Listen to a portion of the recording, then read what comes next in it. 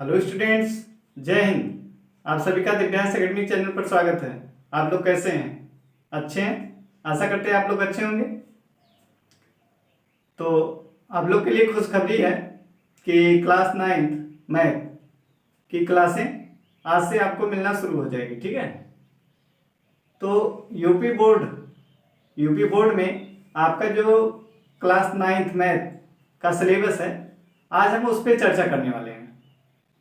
आज हम सिलेबस के बारे में चर्चा करेंगे कि हमें पढ़ना क्या क्या है। ठीक है, क्योंकि आपको सिलेबस पता होना चाहिए।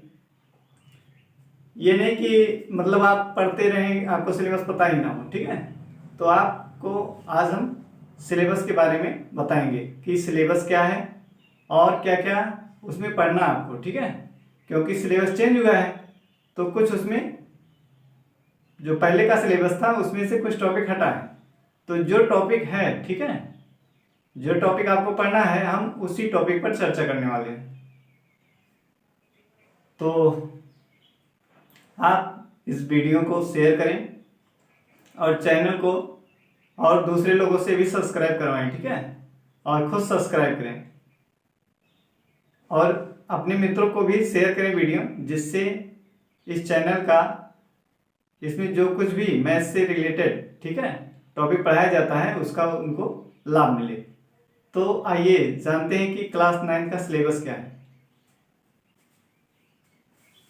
सिलेबस यानी पाठ्यक्रम। ठीक है, तो पहला हमारा इसमें है, पहले हमें सबसे पहले क्या पढ़ना है। हमारा टॉपिक है संख्या पद्धति। क्या है? संख्या पद्धति नंबर सिस्टम। ठीक है, क्या है हमारा? संख्या पद्धति नंबर सिस्टम। इसमें हमें क्या जानना है?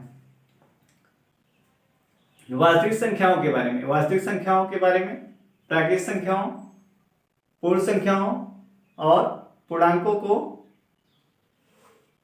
तथा परिमेय संख्याओं को संख्या रेखा पर निरूपित कैसे किया जाता है उसके बारे में सीखेंगे और इनके बारे में जानेंगे क्या होता है। ठीक है, वास्तविक संख्याएं क्या है, प्राकृतिक संख्याएं क्या है, पूर्ण संख्याएं क्या है और परिमेय संख्याएं क्या है, और इसको हम संख्या रेखा पर कैसे प्रदर्शित करते हैं उसके बारे में सीखेंगे इस चैप्टर में। ठीक है, फिर उसके बाद इसी में हमें सीखना है कि शांत दशमलव प्रसार क्या होता है, अशांत दशमलव प्रसार क्या होता है। ठीक है, इसके बारे में भी हम जानेंगे। शांत दशमलव प्रसार, अशांत दशमलव प्रसार, या इसी को अनावर्ती और आवर्ती दशमलव प्रसार भी बोलते हैं। ठीक है, अशांत को अनवसानी भी कहते हैं। तो इसके बारे में हम चर्चा करेंगे, इसमें विस्तृत डिटेल में जानेंगे। ठीक है, जब टॉपिक को पढ़ाया जाएगा। और क्या इस पे जानेंगे हम नंबर सिस्टम में? अपरिमेय संख्याओं को संख्या रेखा पर कैसे प्रदर्शित किया जाता है। ठीक है, अपरिमेय संख्याओं को संख्या रेखा पर कैसे प्रदर्शित करते हैं, इसको भी हम इसमें सीखेंगे। और nth रूट की परिभाषा भी हम इसमें जानेंगे। ठीक है, nth रूट की। फिर अगला पॉइंट है हमारा बहुपद, पॉलिनोमियल। अगला क्या टॉपिक है हमारा? बहुपद, पॉलिनोमियल। बहुपद में हम जानेंगे कि बहुपद होता क्या है। ठीक है, बहुपद होता है कैसे, उसको पहचानेंगे।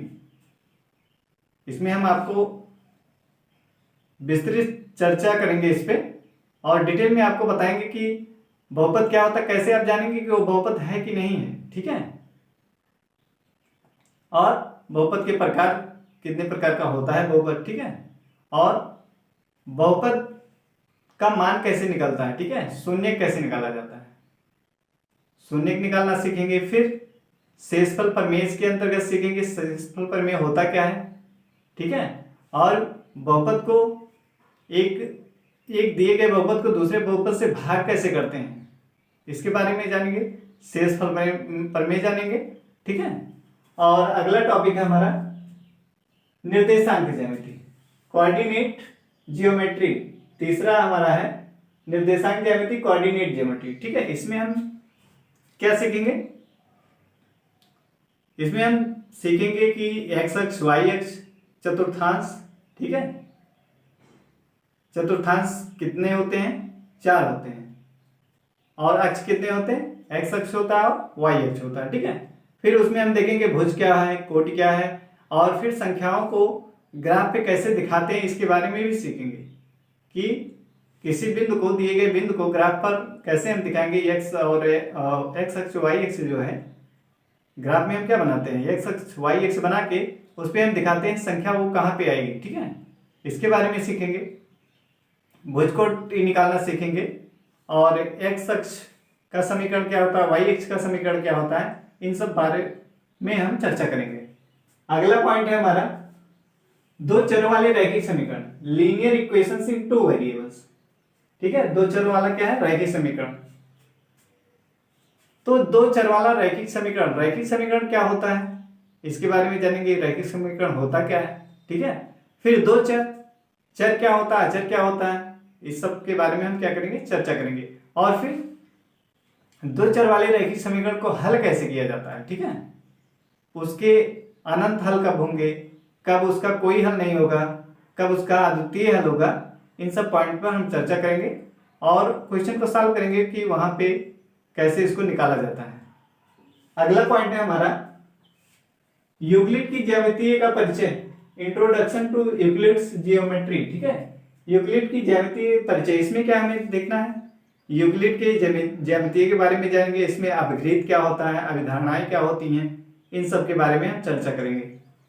अगला पॉइंट है हमारा रेखाएं एवं कोण, लाइन्स एंड एंगल्स। ठीक है, रेखाएं एवं कोण, रेखाएं एवं कोण में हमें क्या जानना है कि रेखा क्या होती है, रेखाखंड क्या होता है, किरण क्या होता है, कोण क्या होता है। ठीक है, कोण की परिभाषा क्या है, समांतर रेखाएं क्या है और तिर्यक रेखा क्या होती है, शीर्षाभिमुख कोण क्या होता है और अंतःकोण, एकांतर कोण, इन सब के बारे में हम डिटेल में चर्चा करेंगे। ठीक है, और फिर त्रिभुज के अंतःकोणों का योग कितना होता है। ठीक है, त्रिभुज क्या होता है इसके बारे में सीखेंगे। अगला है हमारा त्रिभुज, ट्रायंगल्स। ठीक है, अब जब त्रिभुज के बारे में हम जान लेंगे, रेखाएं एवं कोण में हम क्या जानेंगे, त्रिभुज क्या होता है, त्रिभुज के अंतःकोण का योग क्या है, बाह्य कोण का योग क्या होता है। ठीक है, और त्रिभुज में दो कोण दिए हो तो तीसरा कोण कैसे निकालेंगे, ये सब सीखेंगे।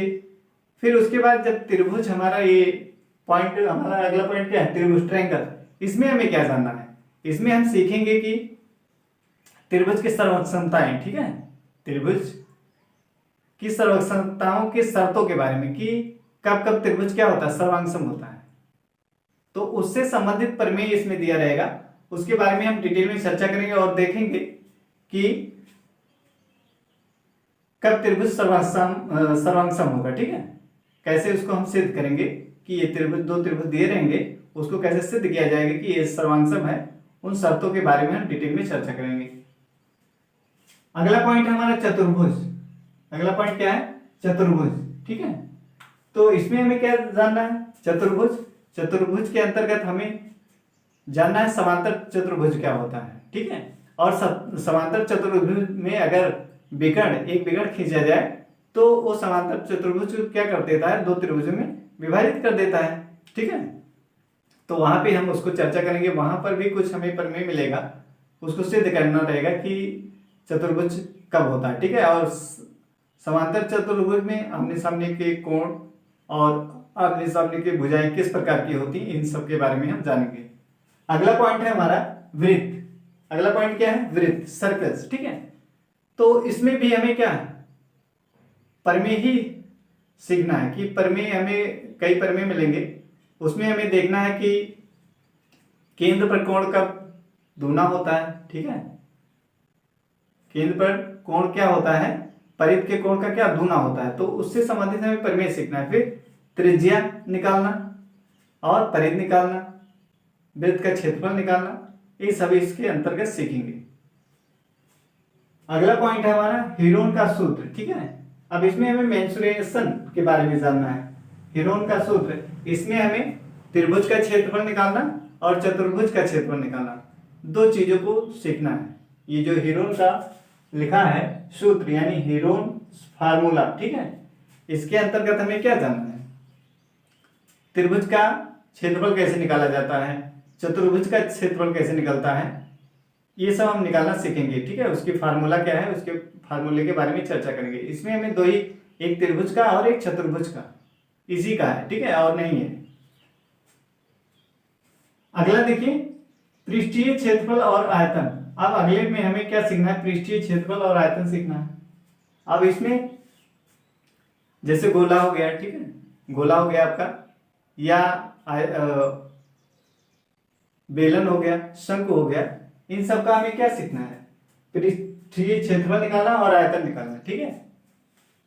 बेलन का, गोले का, शंकु का, इन सब के बारे में इसमें हम चर्चा करेंगे और इसके देखेंगे फार्मूले क्या क्या होते हैं और इसमें कैसे फार्मूले का यूज करके आयतन निकाला जाता है, पृष्ठीय क्षेत्रफल निकाला जाता है, इन सब के बारे में हम सीखेंगे, ठीक है। अगला है हमारा सांख्यिकी, स्टैटिक्स, ठीक है। अगला हमारा है क्या, सांख्यिकी स्टैटिक्स। इसमें हमें क्या आंकड़ों के बारे में जानना है कि आंकड़े किस प्रकार के हैं, अवर्गीकृत हैं कि वर्गीकृत हैं।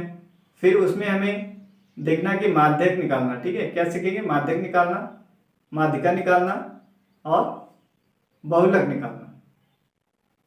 आंकड़े दिए रहेंगे हमें, उससे हमें क्या निकालना रहेगा, बहुलक निकालना रहेगा, माध्यक यानी माध्यिका और माध्य, ठीक है, मीडियन, मीन एंड मॉड, इसको निकालना हम सीखेंगे वहां पे कैसे निकाला जाता है। और फिर उसमें कुछ ग्राफ, जैसे आपका वृत्त चित्र दिया रहेगा तो उसमें कुछ हमें पता रहेगा कि मान लीजिए आपके दैनिक खर्च क्या है, शिक्षा पर आप कितना खर्च कर रहे हैं या यातायात में क्या कितना खर्च कर रहे हैं, उनसे संबंधित क्वेश्चन रहेगा, उसको हम इसके अंतर्गत क्या करेंगे, सॉल्व करेंगे, ठीक है। तो बस हमारा इतना ही टॉपिक है, हमें इतना ही पढ़ना है। कितने टॉपिक हैं, 12 टोटल, कितने टॉपिक हैं, 12 हैं, ठीक है। तो हमने इस पे चर्चा किया कि हमें इसमें क्या क्या पढ़ना है, ठीक है। तो अब नेक्स्ट वीडियो में हम पहला टॉपिक जो हमारा है संख्या पद्धति, नंबर सिस्टम, इसको हम स्टार्ट कर रहे हैं और उसमें जो इम्पोर्टेंट पॉइंट है पहले हम उसको जानेंगे, ठीक है। फिर क्वेश्चन को किया जाएगा, यानी हमारा एक पहला वीडियो जो रहेगा वो इंट्रो का रहेगा, ठीक है। इंट्रो मतलब इंट्रोडक्शन, ठीक है। उसमें हमें चैप्टर जो भी आपका टॉपिक है उसके बारे में जानना है, ठीक है, कि उसको हमें कैसे उसमें सॉल्व करेंगे क्वेश्चन को, या क्या क्या फार्मूले आ सकते हैं, पहले हम उसको क्या कर लेंगे, डिस्कस करेंगे, ठीक है, पहले वीडियो में। फिर अगले वीडियो में क्या करेंगे, एग्जाम्पल से संबंधित जो क्वेश्चन रहेंगे एग्जाम्पल के, उसको सॉल्व करेंगे, फिर एक्सरसाइज को किया जाएगा, ठीक है। तो बस आज के लिए इतना ही, जय हिंद।